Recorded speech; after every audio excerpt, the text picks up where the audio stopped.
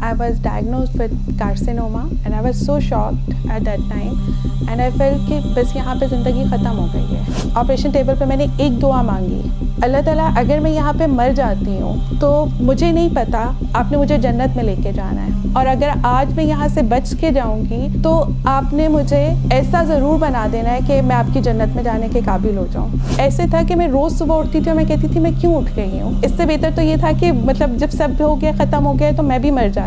मुझे लगता था ज़िंदगी का कोई मकसद ही नहीं है कि आप बस सब ख़त्म हो गया। ज़िया भाई की एक वर्कशॉप थी पीसी पिंडी में and I call my friend और उसे कहा कि एक वर्कशॉप है, मुझे नहीं पता किसकी है, लेट्स गो, चलते हैं। और वो वाली वर्कशॉप अटेंड की मैंने। मुझे लगा कि मुझे जाके जो होप फील हुई, मुझे दोबारा से ऐसे फील हुआ कि लाइक है अभी ज़िंदगी में कुछ ना कुछ है करने को।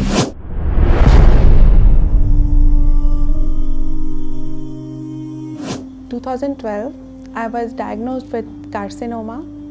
मेरी फैमिली में कोई हिस्ट्री नहीं थी, बट ऑल ऑफ सडन और डॉक्टर ने बताया कि I am diagnosed with carcinoma and I was so shocked at that time and I felt कि बस यहाँ पे ज़िंदगी ख़त्म हो गई है। आगे आई डोंट नो कि मैं सर्वाइव करूँगी नहीं करूँगी।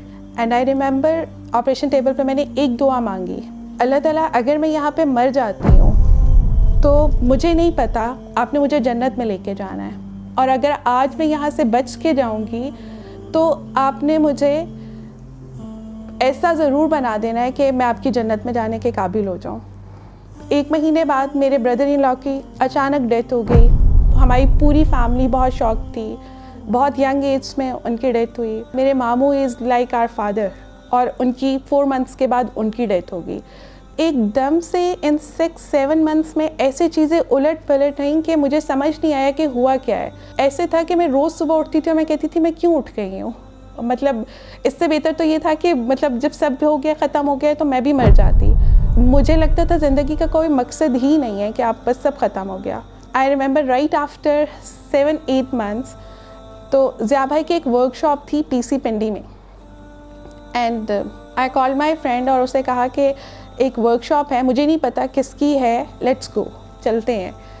और वो वाली वर्कशॉप अटेंड की मैंने। It was like a life changing.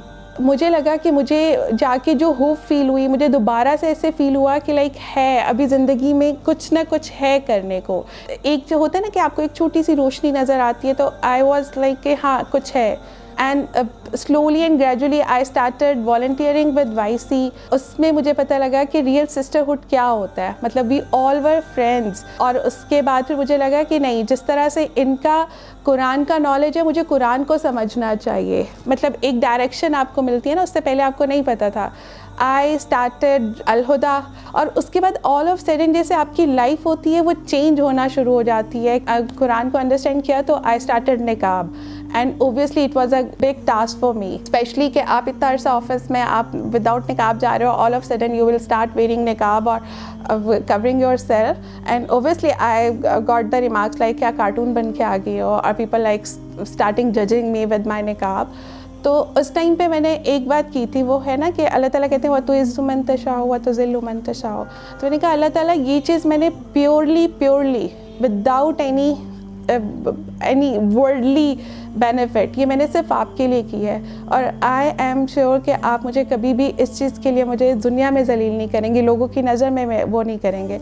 And अल्हम्दुलिल्लाह सुम्मा अल्हम्दुलिल्लाह फॉर द टाइम, इतने साल गुजरने के बाद I am feeling like this is the pride for me, अल्हम्दुलिल्लाह।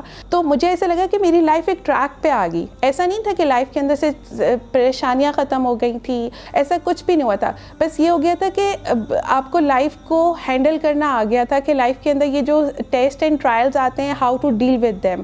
पहले जो हम अल्लाह ताला से कंप्लेंट्स करते थे ना कि अल्लाह ताला ये क्यों हो गया, मैं ही थी, वाई मी वाली जो चीज़ थी वो चेंज हो गई कि अल्हम्दुलिल्लाह में कैसे हमारी जो कंप्लेंट्स थी वो अल्हम्दुलिल्लाह में चेंज हुई।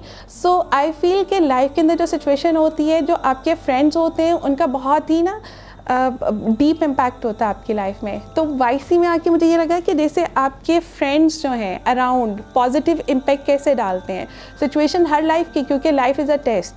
और आई रिमेंबर अभी कुछ साल पहले मेरी सिस्टर की डेथ हुई एंड अगर मैं अपनी लाइफ उस वाले टाइम के साथ कंपेयर करूं जबकि ये बहुत ही क्लोज मेरे रिलेटिव्स की डेथ हुई थी और जब मेरी सिस्टर की डेथ हुई थी, obviously it was so much pain for us, but my friends from YC, they all were with me and they were all connected with me through calls, through messages, and they are coming to meet me.